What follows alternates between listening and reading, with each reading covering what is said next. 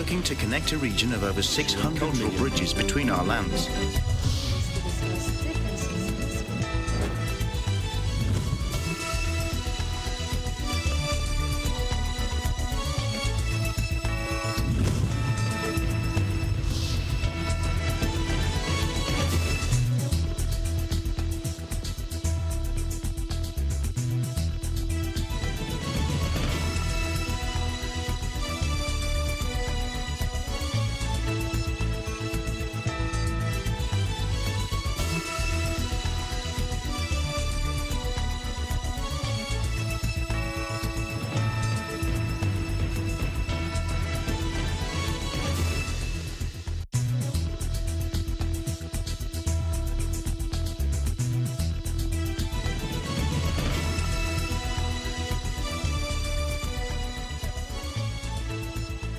Good afternoon, I'm Alma Angeles, and you're watching ASEAN in Focus. On today's headlines.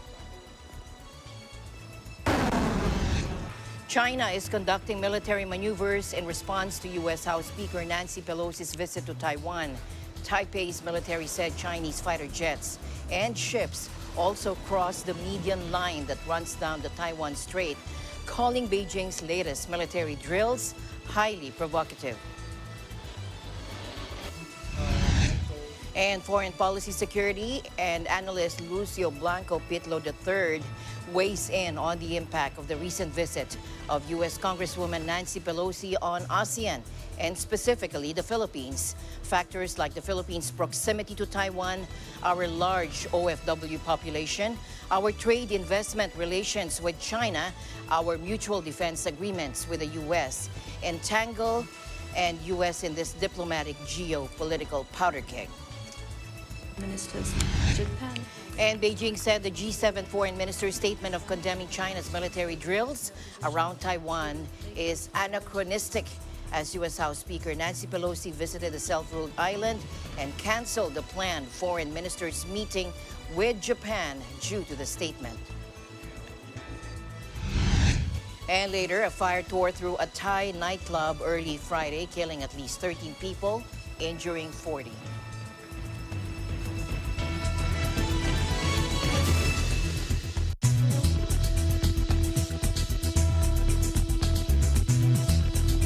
First in our news, China is conducting military maneuvers in response to U.S. House Speaker Nancy Pelosi's visit to Taiwan.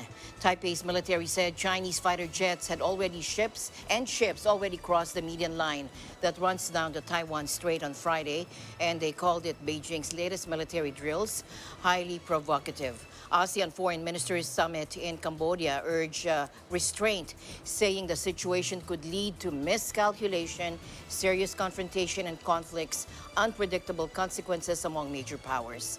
Let's listen in. ASEAN has to deal with challenges of different types and level, but never before. Never like this year. Never like this moment have we been confronted at the same time with so many perils for the region and the world at large. Malaysia, we are monitoring the latest development and we believe it is vital for the concerned parties to address this situation very carefully because we want to ensure that peace, stability, and prosperity of the region will be maintained. Malaysia holds on to a one China policy. Now, the drills are taking place in the skies and waters around Taiwan. Late Thursday, Japan's Foreign Minister Hayashi called for an immediate stop to the exercises. His comments came after the Japanese defense minister said 5 Chinese ballistic missiles fired during the exercises were believed to have landed within Japan's exclusive economic zone. House Speaker Nancy Pelosi is in Tokyo for the final leg of an Asian tour that included a stop in Taiwan, infuriating Beijing, which has launched its largest ever military drills around the self-ruled island in response. The 82-year-old politician defied stern threats from China to become the highest profile U.S. official to visit Taiwan in years, saying her trip made it unequivocally clear the U.S. would not abandon a democratic ally. China views Taiwan as part of its territory and has vowed to retake the island one day by force if necessary. Tokyo has lodged a diplomatic protest with Beijing over the military exercises, which began on Thursday.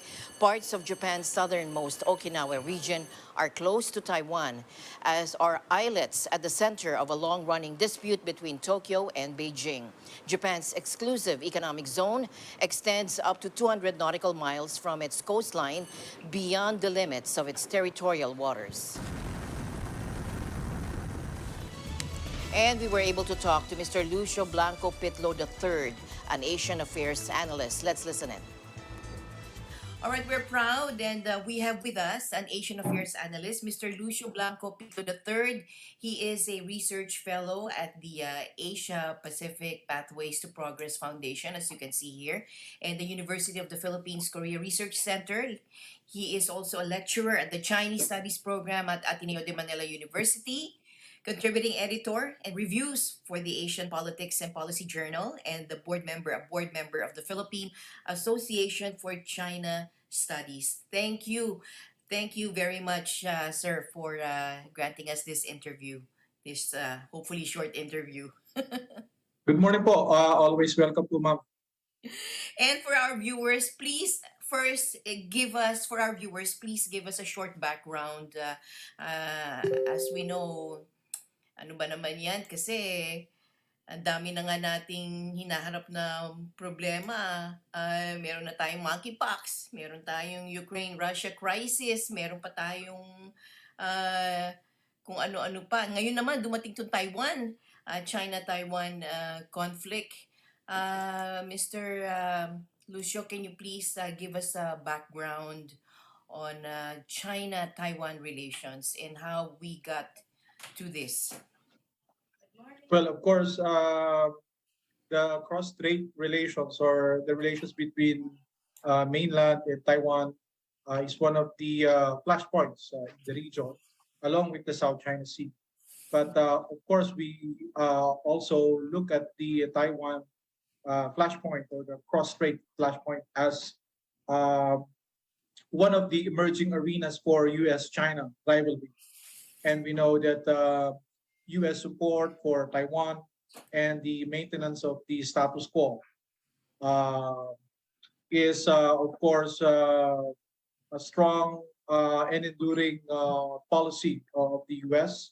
So despite of the normalization of the relations between Washington and Beijing, Washington's so-called strategic ambiguity or that support for Taiwan, or the idea of not specifying the kind of support that U.S. will put to bear to Taiwan if in the event that there would be so-called use of force to reunify Taiwan with the mainland. That has been there. But of course, in recent years, we have seen the growing intensity of U.S.-China strategic rivalry, and the flashpoint in Taiwan, along with the South China Sea, are two key theaters where we see a strong manifestation of this competition. And over increasing defense sales to Taiwan, official visits, high-level visits to Taiwan, the recent visit of Speaker of the U.S. House of Representatives, Nancy Pelosi, who is second in the line of succession in the U.S. government hierarchy, meaning she is the third most important person in the U.S. government, signals a lot in terms of the sea change in the relations between the two. And of course, naturally, the reaction of Beijing was there was a lot of rage on the part of Beijing about the visit. They discouraged the visit and implored President Biden to take measures to dissuade Speaker Pelosi from making the visit. But it's already water under the bridge. The visit was already consummated, and so the reaction of Beijing was, for now, really targeted against Taiwan, imposing economic sanctions, curbing imports of agricultural products. Some of them, from a range of agricultural products, are prohibited entry into mainland markets. And at the same time, some goods, I think sand, was prevented from being exported to Taiwan. On top of that, there were, of course, an assembly of military drills surrounding the island of Taiwan. And these live fire drills are unprecedented in scale and in scope. And of course, ASEAN, including the Philippines, had already expressed concern about the situation and implored both sides to sit down, have dialogue, prevent further de-escalation of the already worsening situation, and take steps to try to dial down the tensions and soothe the toxic atmosphere between them and, of course, across the strait. So you mentioned ASEAN, and I like also your term that you use, U.S.-China rivalry. So the ASEAN official statement said it is concerned with the international and regional volatility, especially in the recent development in the area adjacent to the ASEAN region, which could destabilize the region and eventually could lead to miscalculation, serious confrontation, open conflicts, and unpredictable consequences among powers. Now, my question is, U.S. Secretary of State Antony Blinken opposes any unilateral efforts to change the status quo, especially by force. Now, Blinken believes that escalation serves no one, could have unintended consequences, he said, and serve no one's interests, including ASEAN members and including China. There seems to be a different approach between President Biden, the Secretary of State, and House Speaker Nancy Pelosi. Blinken is, of course, with foreign policy. Can you delve on this further in terms of foreign policy and in terms of legislative agenda? What is the purpose of House Speaker Nancy Pelosi, do you think, in terms of legislative agenda? And why do legislators like House Speaker Nancy Pelosi engage in foreign visits such as touchy and as sensitive as the conflict between Taiwan and China? Well, of course, the visit affected the relations between U.S. and China, the most important bilateral relations in the world. And of course, I mean, it's anyone's guess, what is really the motive behind the visit. But so far, what's coming out in the press and based on the statements of Speaker Pelosi is that it is an expression of solidarity to Taiwan. Excuse me. And so in the past, of course, the concern of the U.S. was the increasing what they perceive as belligerence on the part of mainland, flying an increasing number of sorties into the air defense identification zone of Taiwan. And of course, Taiwan had to scramble fighter jets to try to respond to this. And of course, there's also an increase in the number of forays of PLA Chinese ships venturing into waters considered by Taiwan as theirs. Yes. And so this, of course, raised alarm bells at Washington. And so they have dispatched, FONOPS, yes, freedom of navigation operations in the Taiwan Strait, and of course, the presence of U.S. Navy ships and U.S. Coast Guard ships in the vicinity to try to dissuade mainland China from undertaking further actions. But of course, the visit of Pelosi was seen adversely from Beijing, because the last time such a high-level official from the U.S. made the visit to Taipei was 25 years ago, when then Speaker of the House Newt Gingrich in 1997. This is, I think, a year after the second Taiwan Strait crisis, also paid a visit to Taiwan. I think the difference now is that in the past, China would just make protests, diplomatic protests, express their displeasure about the visit of the U.S. Verbally, but the capabilities of the PLA had changed a lot, since the start of the reform and opening up, and China's economy had grew, and so is their defense spending. So the capability of China to react, to what they consider as provocation on the part of the U.S. Can be seen and felt more than it was in yesteryears. President Biden, in fairness, tried to persuade Speaker Pelosi against making the visit. Yes. And I think the U.S. Military also said that the visit at this time is not the best time to make. But Yes. just the same, I think this shows, of course, the U.S. system of government, that the executive and the legislative are two separate, co-equal branches of government. And so, even against the wishes of the chief executive and the commander-in-chief of the U.S. Armed Forces, Speaker Pelosi, as head of the Congress, decided to push through with the visit. Fortunately, of course, this was, as I said, seen negatively by Beijing.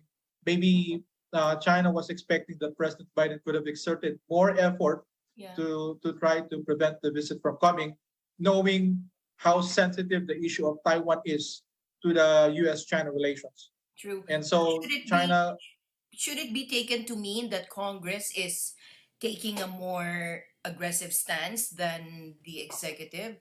Is this a way of pushing the envelope for U.S. foreign policy? Well, we can only speculate, but we do know that there would be a midterm elections this November. Yes. In the U.S. And so seats in Congress and in the House are up for grabs. And I think there is, of course, economic problems in the U.S. and, of course, foreign policy issues, especially in light of the ongoing Russia-Ukraine war now in its fifth month. So we don't know if this is a way to tie the hands of the president, or encourage the president to take a more proactive stance on foreign policy issues to probably win some gains, ahead of the coming midterm elections, which, of course, the results will be very important, because we know that U.S. now is under a Democrat president, and Speaker Pelosi is also from the same party. Yes. And if the results of the midterm elections would not be favorable to the Democrat Party, if the Republican won a majority, especially a clear majority in both chambers of the legislative branch of the U.S., then it's probable that the Republicans might might veto or frustrate the foreign policy and also the domestic policy priorities of the Biden administration.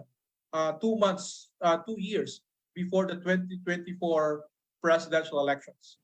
So the question now is why we should be concerned with the disagreements with China and Taiwan. In terms of regional security in the Indo-Pacific area, does our mutual defense treaty with the U.S. cover this conflict, and to what extent must the Philippines send troops or allocate resources to resist armed attacks, and how should we protect the interests of overseas Filipino workers also in this conflict if China and Taiwan engage in these aggressive exercises?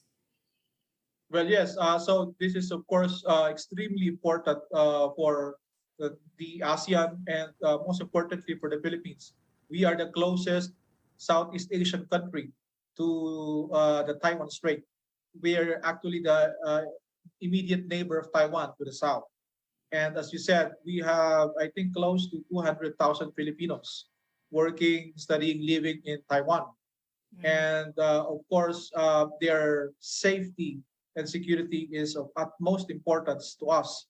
And at the same time, we are, of course, a long-time ally of the U.S. We have a mutual defense treaty dating back 1951, reaffirmed in succeeding military agreements like the Visiting Forces Agreement of 99, and of course the 2004 Enhanced Defense Cooperation Agreement.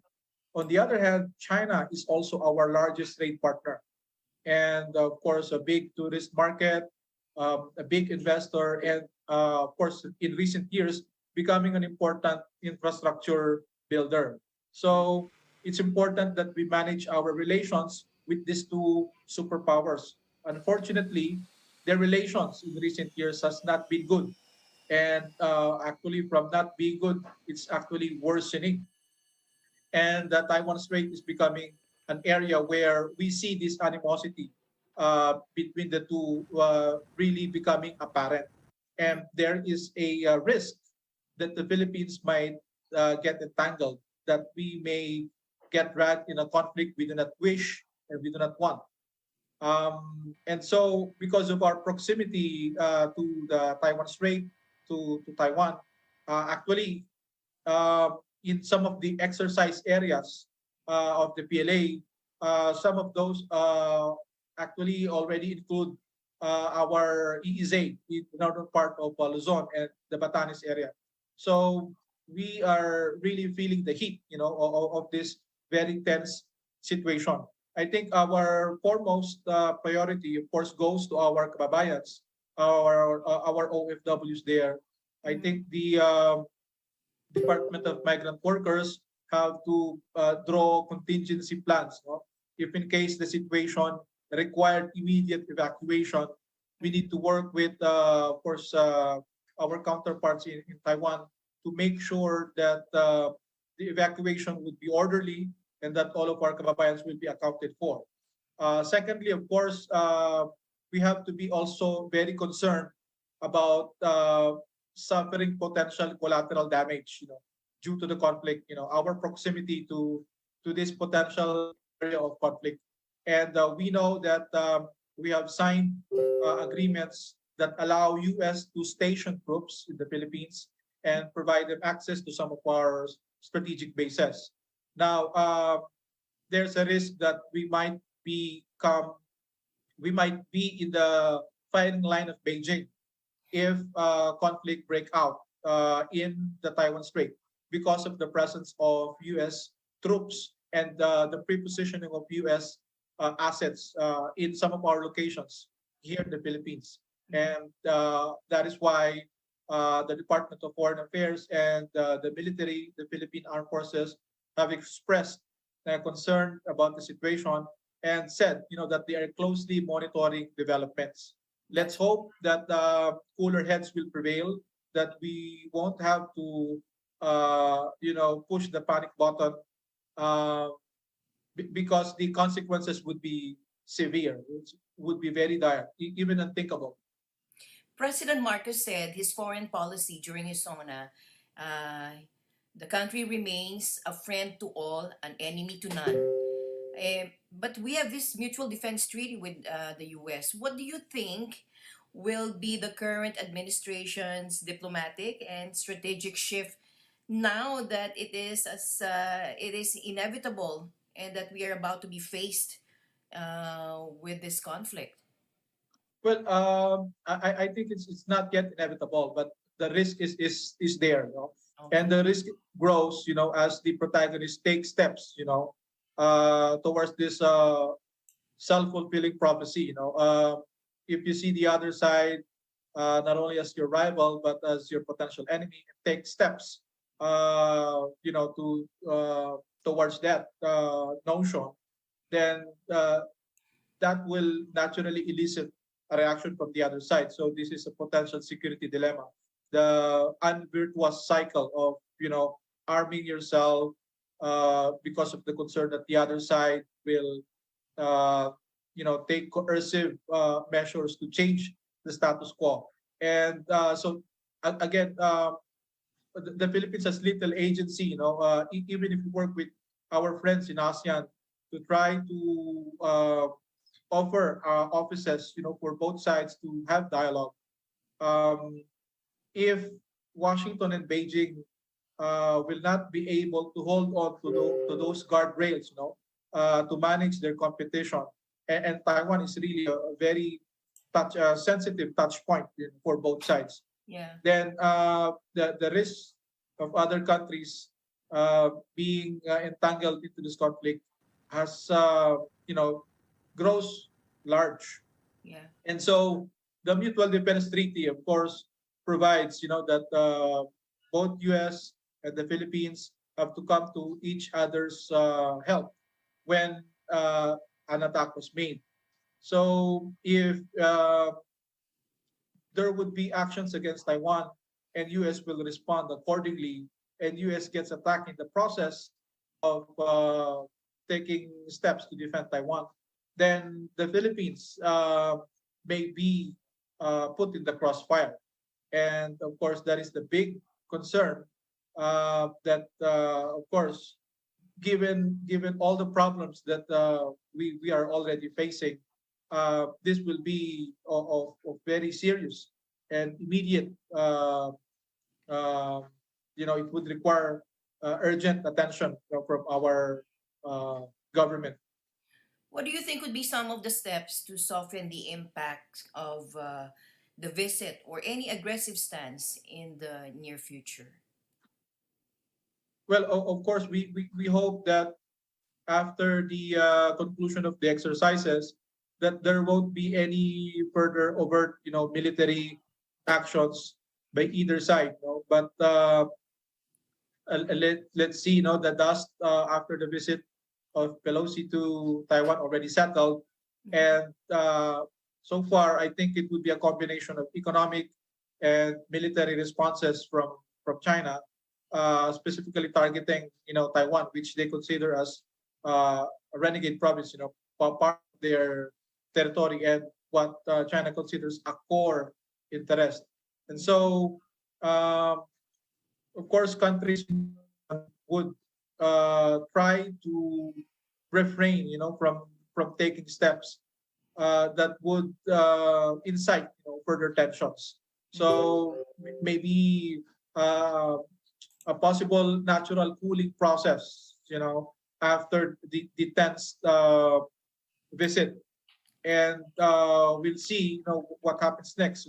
But I think after the exercises, the economic sanctions against Taiwan and other countries that may express, openly support, for Taiwan, or the visit of Speaker Pelosi to Taiwan, they may also likewise suffer from potential economic retaliation, from mainland, because the level of infuriation, the rage and agitation on the part of China is really that strong, and because they think a line has been crossed, so let's hope that both sides will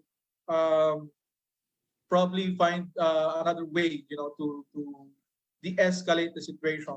Unfortunately, the visit, came days after President Xi and President Biden had a telephone conversation. Yes. And I think in that call there was hope that at least both sides, if they cannot be friends, or if they cannot improve the situation, they would at least prevent it from getting worse. Yeah. But the visit came, and of course the temperature in that area shoot up again. Let's hope, that there would be some back channel discussions between U.S. and China, and that of course the concern of mainland, that what they consider as separatist or independent leading elements in Taiwan would not be emboldened, or capitalized on the visit, to take further measures, that would exacerbate the situation. Let's hope it won't come to that. How will this escalation of conflict affect Taiwan's President Tsai Ing-wen's new southbound policy, which engages ASEAN, Australia, and New Zealand in trade, investment, educational exchange, and immigrant labor? Well, of course, the One China policy was, of course, one of the first issues that Beijing raised. You know, when the visit came, it reminded the international community that there's only one China, there's only one legitimate representative of the Chinese people, and that government is the one in Beijing, at least from their side of things. And of course, the on the part of Taiwan, this new southbound policy is a way to diversify their economic links, you know, to mitigate the reliance on Chinese markets and investments in China, and also a way to have more breathing space, you know, in their diplomatic space, because we know that in recent years, Taiwan is becoming more increasingly isolated because it's remaining the countries that still have official relations with Taipei and not with Beijing has dwindled in recent years. I think only a handful of them remain. And so the new southbound policy is a way for Taipei to maintain a modicum of external sovereignty. But of course, the target countries of NSP, you know, Southeast Asia, Australia, you know, countries in that space, would not want to be seen as officially, you know, I mean, the level of interaction with Taipei will always be semi-official, unofficial in nature, because they would not want Beijing to see, you know, taking part in NSP as a way of recognizing Taipei. So I think the NSP might be in for some challenges, especially if Beijing tried to apply pressure on countries in Southeast Asia and in the Pacific to discourage them from engaging Taipei on NSP as a punishment, you know, for accommodating, you know, for allowing Pelosi's visit to Taiwan. That could be an action that Beijing may take, and of course, ASEAN countries would be put in a difficult spot, you know, in that, because Taiwan is still a very important trade partner for them, an important investor for them, and they would not want to be squeezed, you know, in the cross-trade differences. But again, China being the larger trade partner of ASEAN countries, I think there would be greater accommodation at Beijing, at least on this issue. But of course, Taiwan will still be able to find ways, you know, to deepen its linkages with ASEAN countries. But again, ASEAN countries, including the Philippines, will have to exert efforts, you know, to try to maintain links with Taiwan, especially on the economic side, but avoid, you know, giving the impression to Beijing that participating in NSP is in any way a violation of the One China policy. But again, that balancing act will be more difficult, you know, going forward because of the visit and because of the growing tensions across the strait. Although we will be expecting more developments in the coming days, just to close today's discussion, how should Filipinos face this agitating prospect of increased conflict in the region? And will this be quick, or will this take a number of years, do you think? Well, of course, the cross-strait issue is a long-standing one. It has been there for decades, you know, like the South China Sea. It has been an irritant in the relations between Southeast Asian countries, especially the littoral states, claimant states, and that of their big neighbor, China. So I think it's on the way that the actors will manage the flashpoint. You know, flashpoint will remain there, but the attitudes they have towards it, the importance they attach to it, and the actions they're taking, you know, to handle this situation will be the determinant of peace and stability in the region. So the flashpoints, I think no one is under any illusion, you know, that the Taiwan Strait will be solved. You know, the issue of the Taiwan will be solved anytime soon. But I think the hope of everyone is that even with this disagreement, you know, over the status of Taiwan, that both Beijing and Taipei will find a way, you know, to coexist and prevent their disputes, you know, from engulfing the whole region. And of course, this speaks through U.S. and China relations on the issue of Taiwan. Taiwan is a core interest of China. This is their perspective of things, and of course, some kind of accommodation between U.S. and China, as both great powers would have to be made, you know, to avoid, you know, plunging the region to instability every time they are unable to handle, you know, this sensitive aspect of the relations. Is So there I a think is there a silver lining to all of these, do you think? well, so O far, meron na. well, so far it's hard to see one. But of course, I think so far the U.S. recognizes that the challenge posed by China, the great power competition is an organizing narrative in the U.S. foreign policy establishment right now. They see China as a strategic, threat, strategic risk that the U.S. would have to find ways to grapple and deal with. But they have not yet labeled China as an overt enemy, you know. And so I think there is still space, you know, for both sides to take actions, not to lead to the situation where both of them will see each other as an enemy, and therefore take necessary actions to address that perception. One last. One Yes, last. please. Can President Biden do something to improve the situation? Well, there was already a telephone call made before the visit.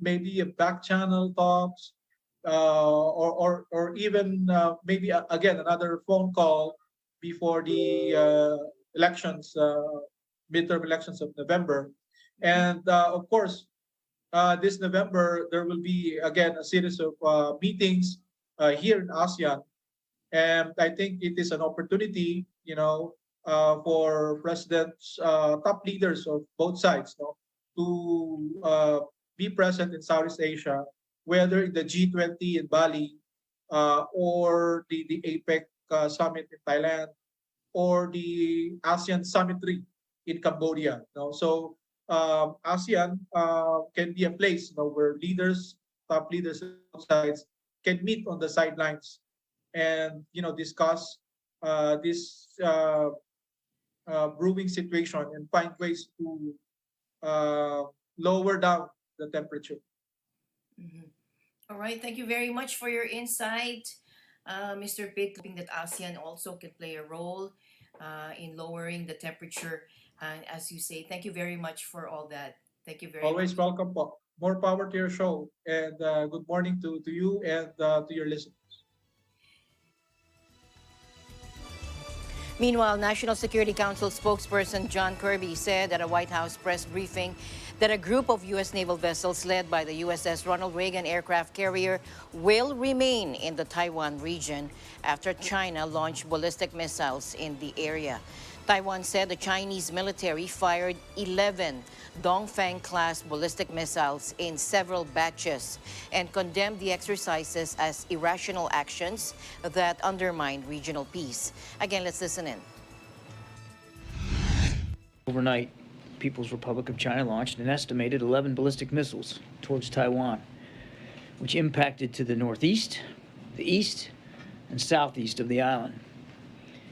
We condemn these actions, which are irresponsible and at odds with our long-standing goal of maintaining peace and stability across the Taiwan Strait and in the region. China has chosen to overreact and use the speaker's visit as a pretext to increase provocative military activity in and around the Taiwan Strait. We anticipated that China might take steps like this. In fact, I described them for you in quite some detail just the other day, Monday. We also expect that these actions will continue and that the Chinese will continue to react in coming days. The United States is prepared for what Beijing chooses to do. We will not seek, nor do we want, a crisis.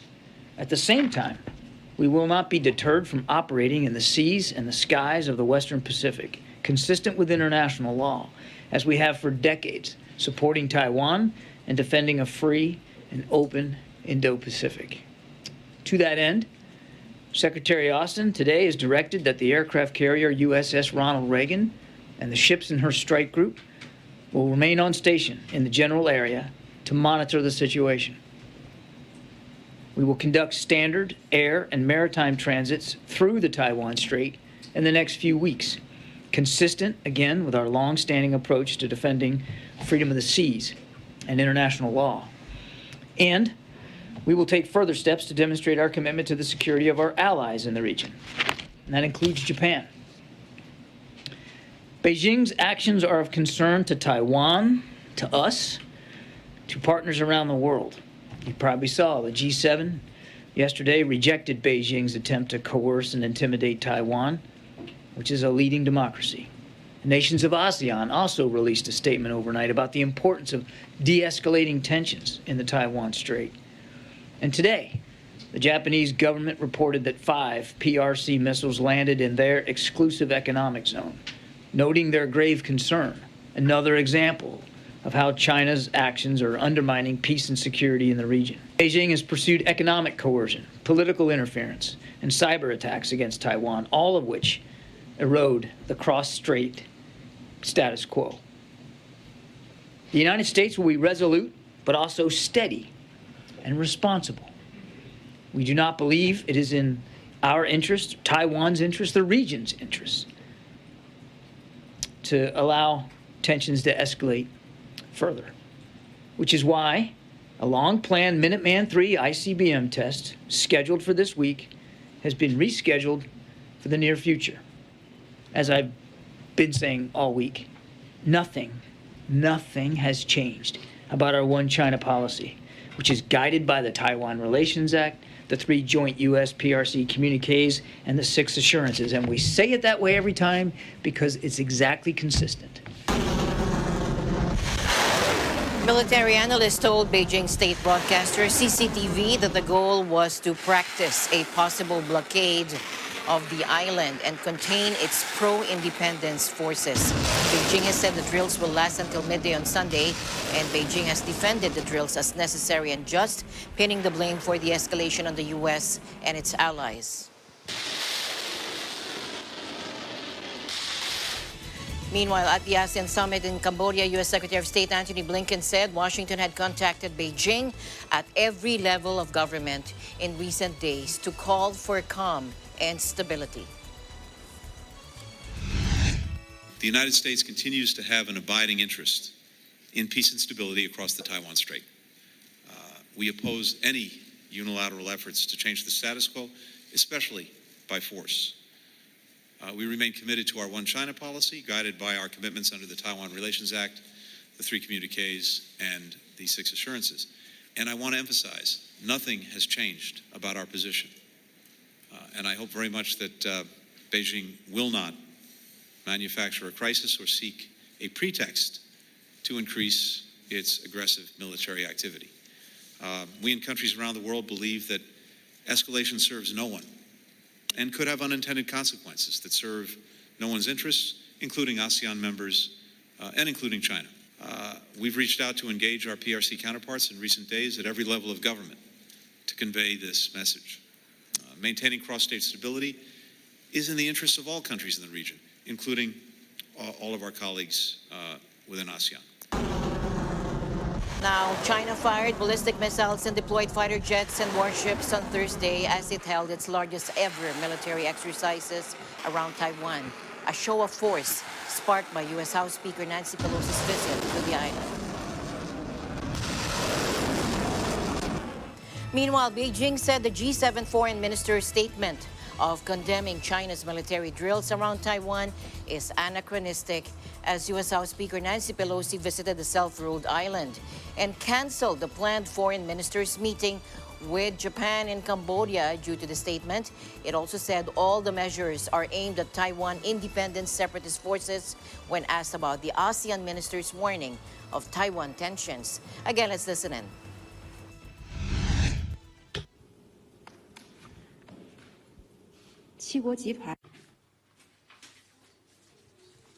The statement of G7 foreign ministers makes one feel that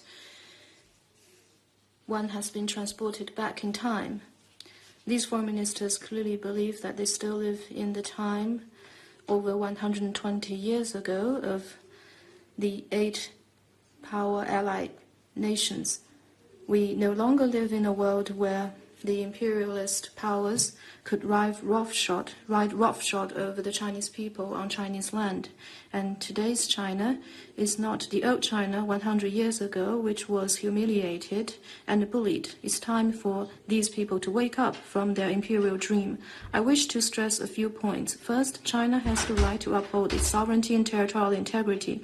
The tensions in the Taiwan Strait is fundamentally caused by the U.S. connivance at the number 3 person of the U.S. government to take a military plane to visit China's Taiwan region in this regard of China's strong opposition and serious representations. This is a major incident, upgrading the substantive exchanges between the United States and Taiwan. It seriously violates the One China principle and China's sovereignty and territorial integrity. China has repeatedly made clear our stern opposition and stressed that we are firmly opposed to Taiwan independent separatist forces and foreign interference, and we will allow no room for any form of Taiwan independence forces. If the U.S. continues down the wrong path, then all consequences shall be borne by the U.S., and do not say that we have not told them in advance. The U.S. first made a malicious provocation, and China has been compelled to act in self-defense. So whatever we have done in response as a countermeasure would be justified and firm and resolute. If the relevant governments can do nothing about the violation of its legislatures of the country's foreign policy, it can only prove their political impotence and the ineffectiveness of the country's governance.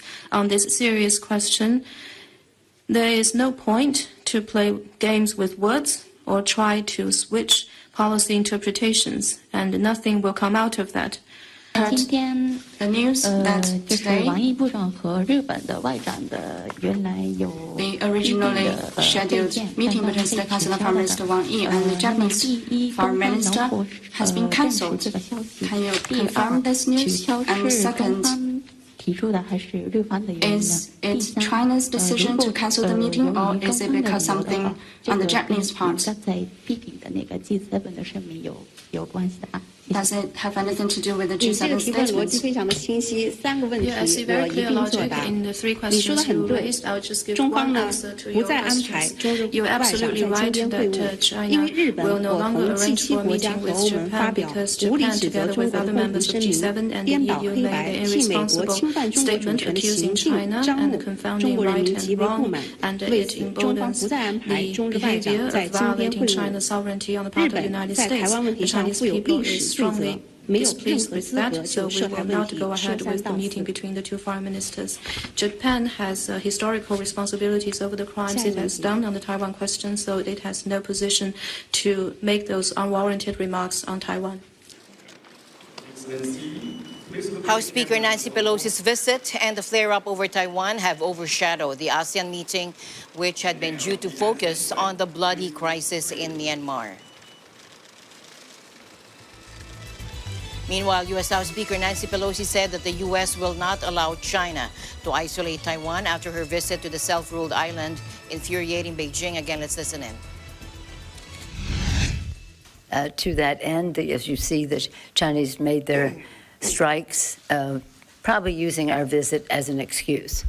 Let me close by saying this. The Chinese have tried to isolate Taiwan. They may try to keep Taiwan from visiting or participating in other places, but they will not isolate Taiwan by preventing us to travel there. We've had high-level visits, senators in the spring, a bipartisan way, continuing visits, and we will not allow them to isolate Taiwan. They are not doing our travel schedule. The Chinese government is not doing that. Our friendship with Taiwan is a strong one. It is bipartisan in the House and the Senate, overwhelming support for peace and the status quo in Taiwan. So this isn't about me, it's about them. It's about Taiwan, and I am proud to have worked over the years to showcase the concerns we have with mainland China relating to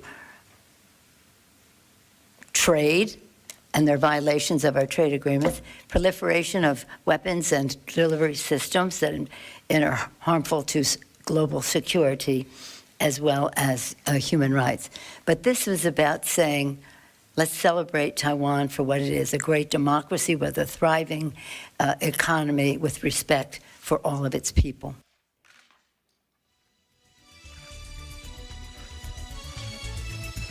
In today's other news, a Japanese journalist detained in Myanmar has been charged with breaching immigration law and encouraging dissent against the military, according to the ruling junta. Myanmar's military has clamped down on press freedom since its coup last year, arresting reporters and photographers, as well as revoking broadcasting licenses as the country plunged into chaos. Toru Kubota, who was held while covering a protest in Yangon last week, has been charged under Section 505A and under Immigration Law 13.1, according to the junta in a statement. 505A, a law that criminalizes encouraging dissent against the military and carries a maximum 3-year jail term, has been widely used in the crackdown on dissent. Breaching Immigration Law 13.1 carries a maximum penalty of 5 years in prison. Filmmaker Kubota, 26, was detained near an anti-government rally in Yangon along with 2 Myanmar citizens. After the charges were filed, he was transferred from police custody to Yangon's insane prison, a security source said, requesting anonymity. He is in good health, and embassy officials have visited him already at the police station where he has been detained. According to a profile on Film Freeway, Kubota has previously made documentaries on Myanmar's Muslim Rohingya minority and refugees and ethnic issues in Myanmar. Kubota had arrived in Myanmar on July 14 and was filming a documentary featuring a Myanmar person. His friend Yoshitaka Nita told a press conference in Tokyo on Wednesday. A fire tore through a Thai nightclub early Friday, killing at least 13 people and injuring 40, according to rescue services official. The blaze broke at around 1 a.m. local time at the Mountain Bee night spot in Chonburi Province's Satanip district, about 150 kilometers south of Bangkok. According to an official from the Sawang Roja Natamasa then Rescue Foundation, telling this on condition of, again, anonymity. Video footage posted by the rescue service showed desperate revelers fleeing the club, screaming, their clothes ablaze as a huge fire rages in the background. The service said the blaze was accelerated by flammable acoustic foam on the walls of the club, and it took firefighters more than 3 hours to bring it under control. The dead, 4 women and 9 men, were found mostly crowded by the entrance and in the bathroom, their bodies severely burned. All the victims are believed to be Thai. Finally, in our news, Indonesia's economic growth accelerated in the second quarter of this year despite global uncertainty, according to official data today, thanks to soaring commodity prices and easing COVID-19 restrictions. Southeast Asia's largest economy expanded 5.44% on year in April to June, slightly up from 5.01% in the previous 3 months, according to the Central Statistics Agency. Exports, which account for a quarter of the gross domestic product, grew 19.74%. as prices for commodities were boosted after Russia's invasion of Ukraine. The disruption of the global supply chain has led to the increase in prices of Indonesia's key commodities, resulting in a windfall to export performance, according to the Statistics Agency head, Margo Yuwono. The easing of COVID-19 restrictions across Indonesia and increased spending during the Eid al-Fitr holiday were also a boon for domestic consumption. The 5.51% jump in domestic consumption, which accounts for more than half of the economy, was helped by the government's social aid for lower-income households. And that is the latest news in the ASEAN region. Thank you for joining us today here on ASEAN in Focus. We'll see you back next week. This is Alma Angeles. Stay in the news because we live in extraordinary times.